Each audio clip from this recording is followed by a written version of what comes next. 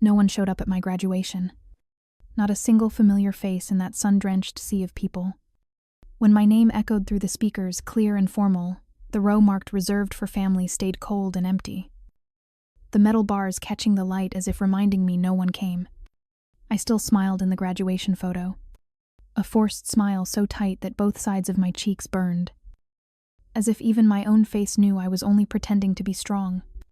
All around me, joy burst open like confetti. Friends threw their arms around their parents and tied fresh flowers onto each other's wrists. And I stood near a random family just so I wouldn't stand out like an abandoned shadow. Laughter. Shouting.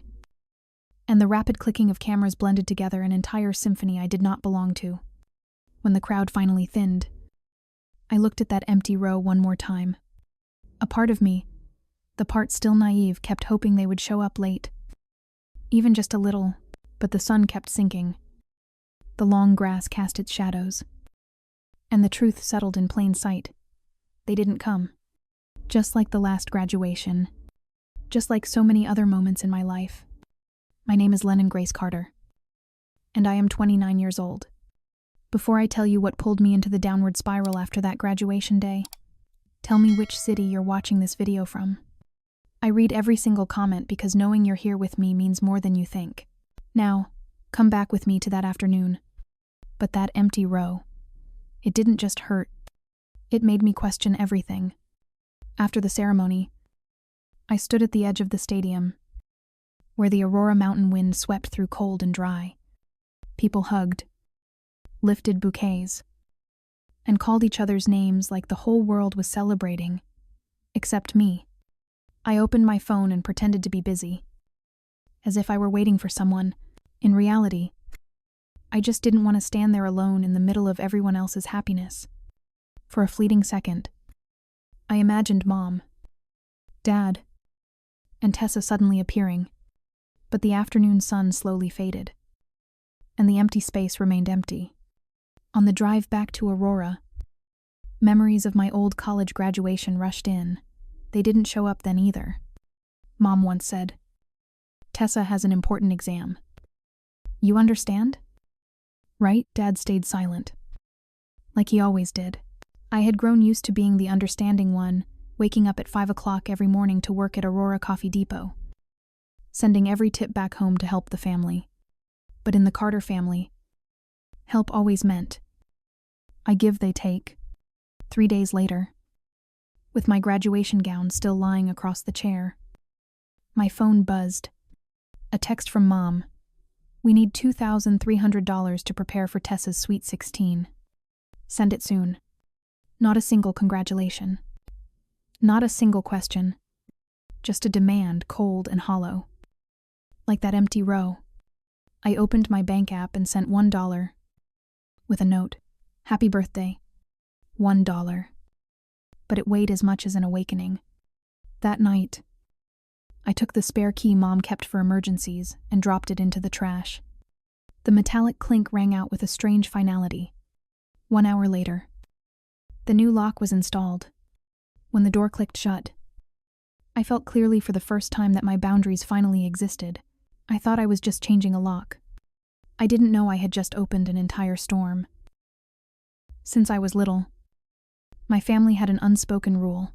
Anything that involved Tessa was always more important than everything else. If Tessa had a mild cold, the whole house went into chaos, as if there were an emergency. If I had a high fever, Mom would just say, "You're grown now. Drink some warm water." Every dinner, Monica always asked Tessa, "Did your teachers praise you today?" And I received comments like, "Did you submit your scholarship application yet? At this rate, how do you expect to improve?" Derek always sat at the head of the table, his face buried in his bowl of soup, silent as all the imbalance unfolded right in front of him. His silence, at times, hurt me more than the things my mother said. But it wasn't until after graduation that I realized just how deep those cracks had grown. I started working at 16 years old. Every morning, when the Aurora sky was still coated in a deep ink blue, I was already at Aurora Coffee Depot, The warm yellow glow from the sign spilled onto the cold concrete, and the first espresso of the day steamed against my face, pulling me into alertness before I was even ready. Every day's tips. I gathered them and sent them home, and instead of gratitude, Mom texted, "Tessa needs a new performance outfit." Another day. "Can you send more? Tessa has an important field trip." As if the money I sent wasn't the hard-earned effort of a child trying her best, but a duty I had been forced to carry since I was far too young. One afternoon, when I was 18 years old, the mailman knocked on the door and handed me a cream envelope with the Mountain Crest Bank logo. I had never done business with that bank. So before I could ask anything, Monica stepped forward quickly and snatched the envelope away. "Wrong address. Don't open it." Her voice sounded calm, but her hand gripped the paper so tightly it wrinkled. When she turned away, I saw my name on the front, Lennon G. Carter, printed clearly. At the time, I thought Mom had just made a mistake. Now, looking back, I understand. That was the first warning sign that something was wrong. At the dinner table, Mom talked for 5 straight minutes about Tessa's new dance routine, her performance dress, and how Tessa had the potential to become the school's representative. And I, the one waking up before dawn to work, sat there listening like an uninvited guest. I used to think that was normal. I used to think, I just need to try harder. But back then, I didn't know that those so-called normal things were the foundation of the storm waiting ahead, and I had no idea. The worst hadn't even begun. When I came home after my master's graduation, I couldn't help but remember my college graduation, the one where I waited at the school gate for 45 minutes, holding my phone, telling myself, they're probably just stuck in traffic. But there was no traffic. Mom texted, "Tessa has a cheer exam. I have to take her. Please understand." Dad sent a short message. "Can't make it." That was it. The familiar disappointment from back then now returned like a cold wind blowing straight from the Rockies, cutting right through my chest. I still remember in 11th grade, when I earned the school's STEM scholarship. I came home with the excitement of a kid heading into a long weekend. But when I handed Mom the scholarship letter, she only nodded and said, "Good, but save that money for college. Tessa needs rides. Arrange that too." That very evening, our whole family sat down for dinner, and the conversation for 20 minutes revolved entirely around how Tessa had been chosen for the new cheer team. Not one person asked how I felt. Maybe from that day on, I started to understand I was always in the background. Not because I lacked anything, but because they never turned around to look. But there are moments that still make my heart tighten whenever I think about them. In my house, ever since I was small, there was one sentence used. Anytime something happened, Lennon is older. Lennon understands more. Tessa broke something, I had to use my part-time earnings to pay for it. Tessa refused to do chores. I had to do both her share and mine. Tessa wanted art lessons, dance lessons, and piano lessons. I had to cut work hours to drive her. No one asked if I was tired. No one wondered if I had time for myself. It was as if I had been born to patch mistakes, fill gaps, and clean up every mess others left behind. I don't blame Tessa. She only lived the way the whole family taught her, that I was the support beam, and she was the center of everything. But that doesn't make it hurt any less. If there is one thing my mother was exceptionally good at, it was turning every request into a moral obligation. You love your sister, don't you? You're the oldest. You must carry the responsibility. I'm not asking for much. It's just, family helps each other. I believed those lines for years. Believed them so deeply I could no longer tell where love ended and manipulation began. Monica always knew how to make me feel guilty for even the smallest refusal. Once, when I said I needed money to buy textbooks, she simply replied, "Tessa also needs a performance outfit. You choose family or selfishness." I stayed silent, and that silence, over time, became the trap she used to tighten her hold on me. There were times I caught Mom secretly opening letters from banks addressed to me. When I asked, She only said, "I'm checking for you. You're so messy." I didn't think much of it then. Now, I wish I had paid attention sooner. Tessa wasn't cruel. She had just been spoiled to the point she no longer knew what was reasonable. Once, while I was working, Tessa sent me a photo of a new dress from a fitting room with the caption, "Sis, this one is so cute. Buy it for me, please." As if it were the most natural thing in the world. Another time, when I was counting my tip money, Tessa sat on the sofa, scrolling her phone, and said casually, "You're good at this. You can handle everything." I don't know why that sentence hurt so much. Maybe because it was the first time I realized, in my sister's eyes, I wasn't a sister. I was a fixer. One night, I sat alone in my room, the desk lamp casting a soft glow over a utility bill. Outside, the mountain wind brushed against the window, making the curtains sway lightly, and suddenly, I realized I had spent my entire youth trying to be seen, studying harder, working more, sacrificing more. But in this family, I only existed when they needed something from me. That was the most painful truth. Not because they didn't love me, but because they didn't know how to love anyone except themselves. And then, just when I thought I had grown used to being invisible, everything began to escalate.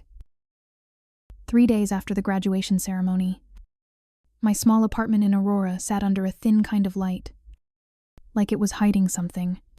Sunlight slid across the kitchen counter, resting on the still new graduation frame, and the room felt strangely quiet, not peaceful, more like the silence before snow rolls down from the Rockies. The tea in my hand was still steaming. I took a long breath, thinking I had finally escaped the heavy expectations that had clung to me for so many years. Then my phone lit up, and on the screen was something I had grown used to, but that never stopped hurting. Sender mom, Monica Carter.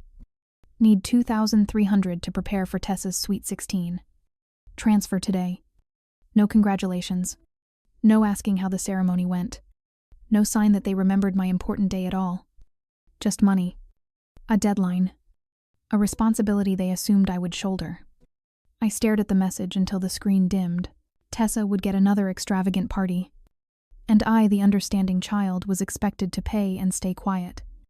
In that moment, something inside me flipped like a switch that had been pressed too many times. I opened my banking app.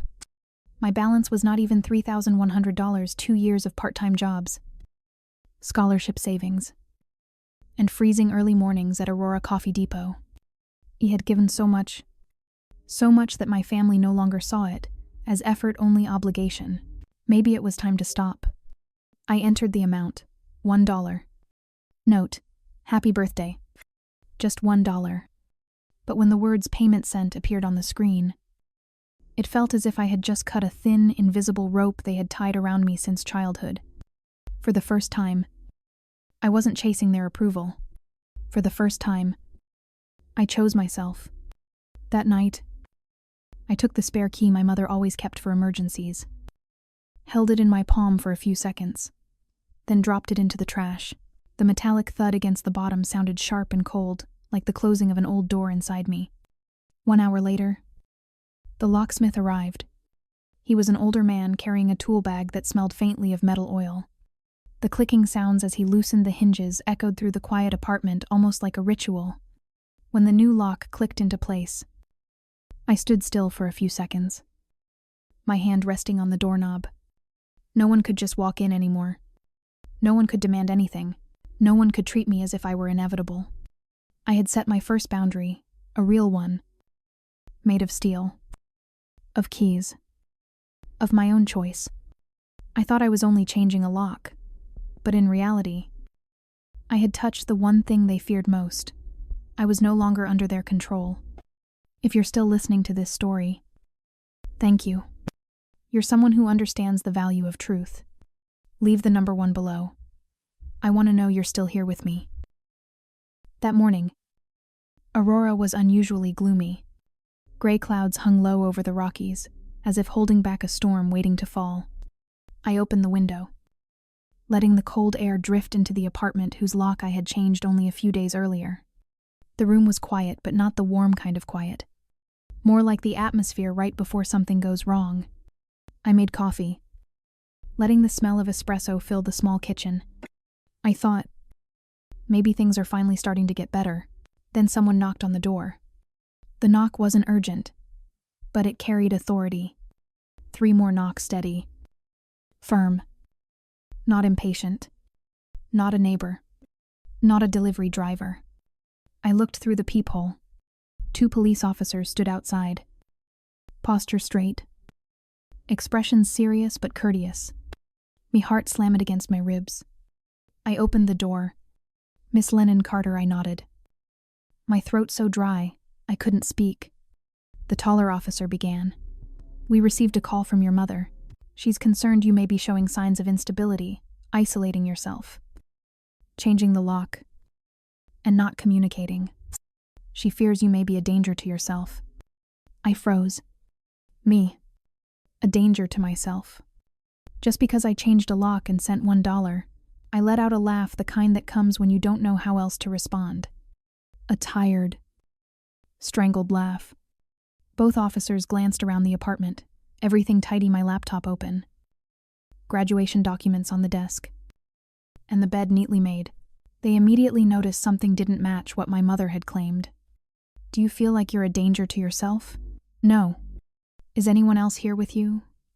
"No. I'm fine." They watched me for a moment, their eyes softening.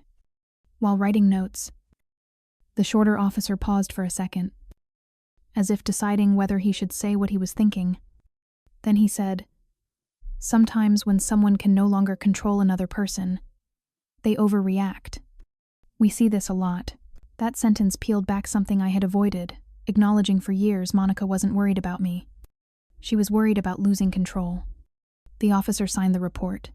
No concern.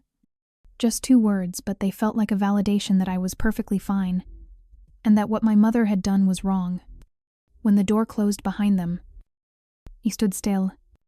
My hand touched the new doorknob, cold. Solid. The apartment was silent, but no longer peaceful. It was a warning silence.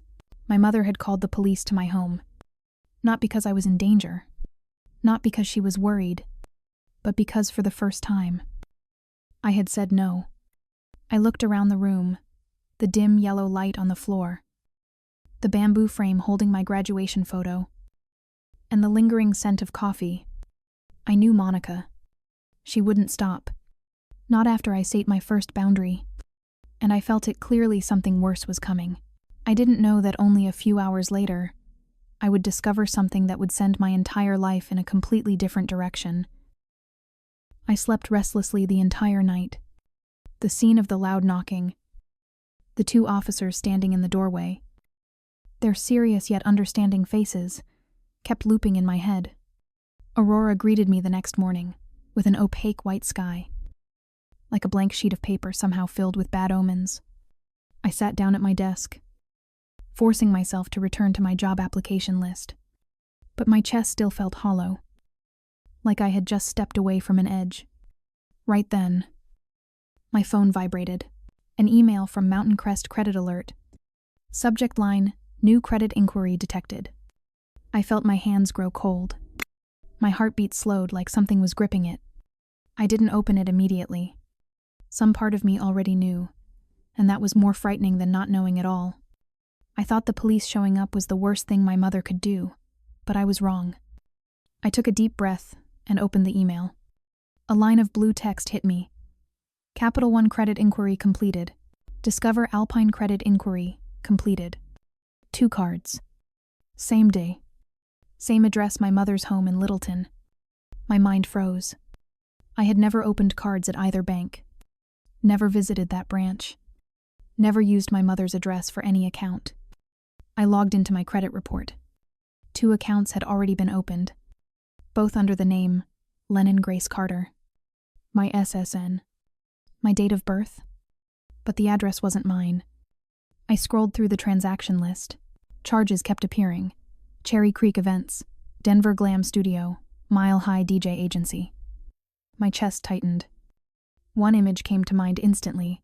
Tessa's Sweet 16. I pressed call on the hotline number. Thank you for calling Capital One. This is Lauren. How can I help you?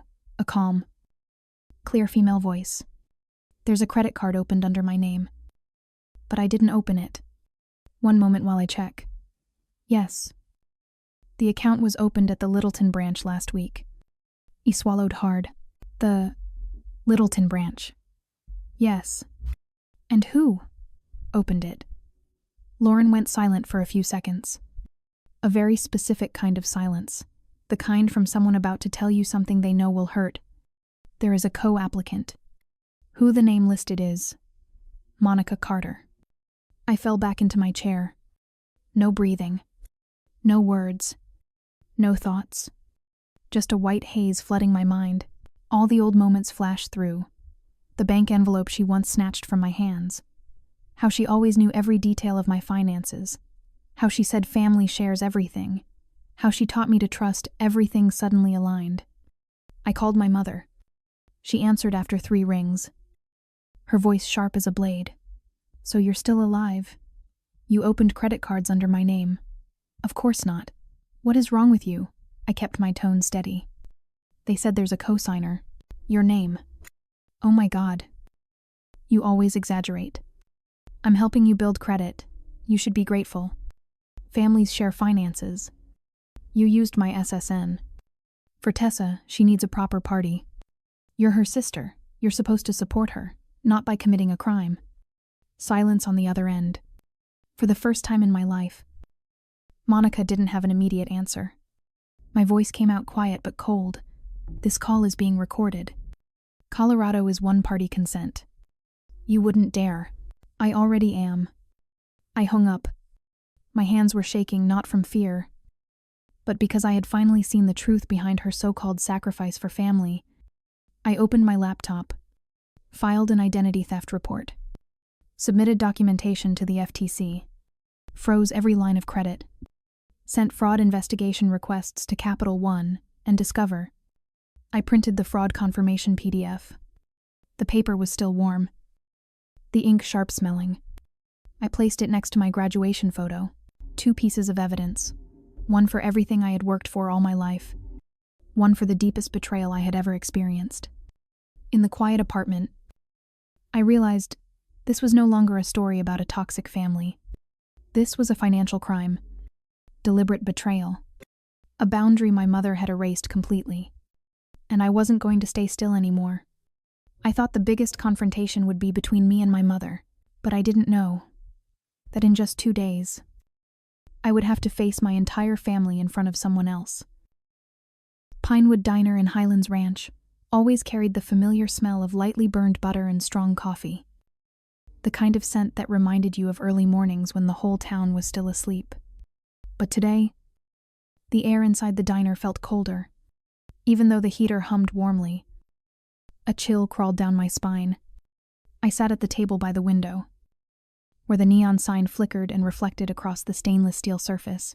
Outside, a thin layer of snow coated the car roofs like ashes. I placed the brown folder in front of me.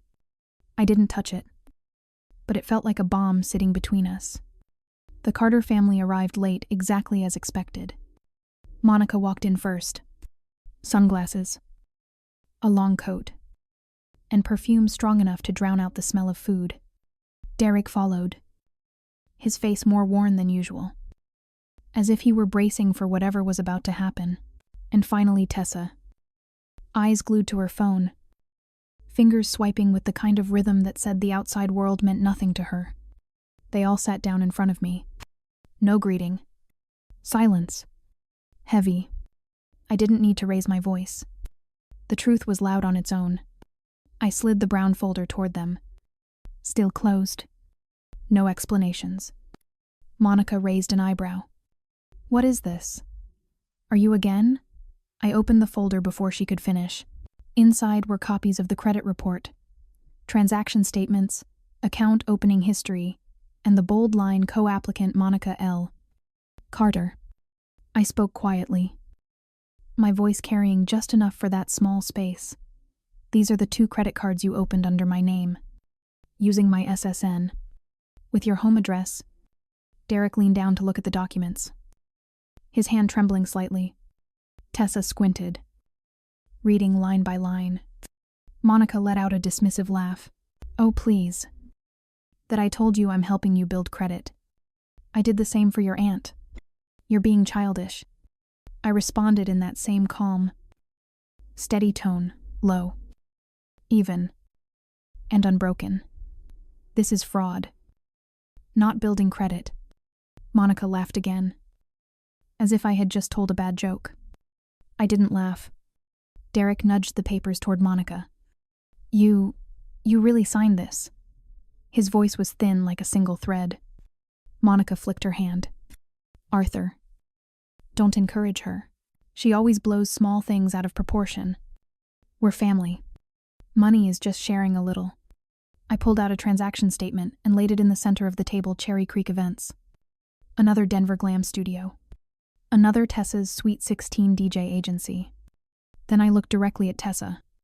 Where do you think that money came from?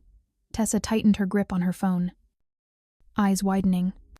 I didn't know. Monica shot me a glare, sharp enough to cut skin. You don't have the right to speak to your sister like that. I replied, I'm speaking the truth. The air froze. A server walked by, setting down fresh coffee. The spoon clinked against the cup sharp, hollow, like tapping on an empty barrel. I met Monica's eyes. I'm saying this clearly, so there's no misunderstanding. You didn't do this to help me. You did it because you couldn't use your own name. Monica's face drained of color so fast I could see the veins in her neck. Derek turned to her, something inside his expression cracking open. I continued, my voice low, but cold enough to slice through the air. No bank will issue you another card. You know that. And you chose mine. No one spoke. No one denied it. Not a single movement. I watched Tessa slowly lower her phone onto her lap. For the first time, she looked at her mother, not with admiration, but with fear. I gathered the documents. Just enough for the folder to close with a crisp snap. I filed a fraud report with the bank and the FTC. I've frozen all credit, and I will not pay for anything you charged under my name. Monica almost screamed. You dare betray your own mother, I stood. No shaking. No hesitation. I'm not betraying you. I'm doing the one thing you never did for me, protecting myself. Tessa looked at me with a different kind of eyes, as if seeing someone unfamiliar but strong. Derek avoided Monica's gaze, choosing for the first time not to stand with her. I placed money for the coffee on the table, put on my coat, and walked away. No one followed. No one said a word. I left Pinewood Diner without knowing that only a few hours later, police officers would walk into Tessa's Sweet 16 and my name would echo across a room filled with lights. Cherry Creek Events Hall sparkled like a miniature Hollywood gala. Purple lights washed across the walls. Metallic balloons arched overhead, and the bass from the subwoofers trembled softly under the floor. Tessa stood in the center of the room, twirling in a silver shimmer dress every fold, catching light as if the fabric were truly glowing. Her friends squealed. Phones raised. Recording every movement, Monica stood near the cake table. Lips painted a fierce red. Hair curled to perfection, holding a wine glass like she was the queen of the evening. Derek stood behind her, trying to look cheerful, but exhaustion clouded his eyes. No one knew the storm that was coming. No one knew that inside Tessa's purse was a credit card that should not exist. The hall doors opened, and the lively atmosphere abruptly paused. 2 police officers stepped inside, their navy uniforms standing out beneath the purple lights.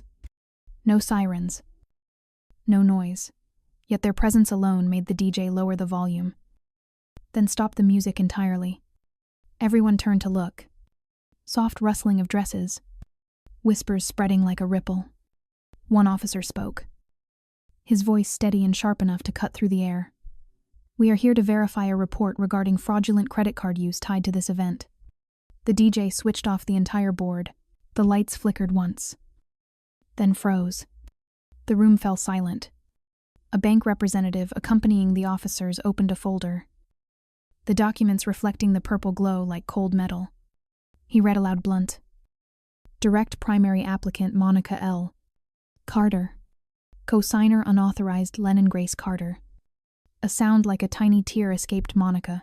Maybe a breath. Maybe a muffled sob. People around whispered, "Isn't that Tessa's sister? Is this actual fraud? Oh my God." More phones rose into the air. Screens glowing white. Monica lunged forward. "No, this is a misunderstanding. I was only trying to." The officer replied firmly, "We are only collecting information. No one is being arrested tonight." But reputation had already shattered right in front of everyone. Tessa froze in the middle of the dance floor. The purple light reflected off her cheek, making her first tear look like a shard of glass. Mom? What did you do?" Her voice trembled. Fragile. Nearly breaking. Derek took one step forward, then stopped, suddenly aware that the distance between him and Monica was larger than the entire room. A few guests quietly slipped out, their heels clicking on the polished floor. The whole party turned cold. I stood in the hallway outside, watching through the frosted glass. The sounds inside reached me as though echoing through a tunnel, hushed chatter, stifled cries, and someone calling Tessa's name. There was no victorious thrill, no satisfaction, only the quiet certainty that this time, the truth had spoken for me. The banner reading Tessa's Sweet 16 Born to Shine sagged to one side, the tape peeling off. The neon lights flickered like shallow breaths. Monica lifted her head, and her eyes met mine through the glass. I didn't look away. I simply nodded calm. Final. Then I turned and walked off.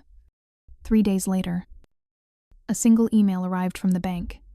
Just one sentence. But it was enough to close this entire chapter of my life. 3 days after that chaotic Sweet 16 night, I was making a cup of tea when my phone vibrated. An email from the bank. I opened it, my heart tightening slightly, a familiar reflex I hadn't yet forgotten.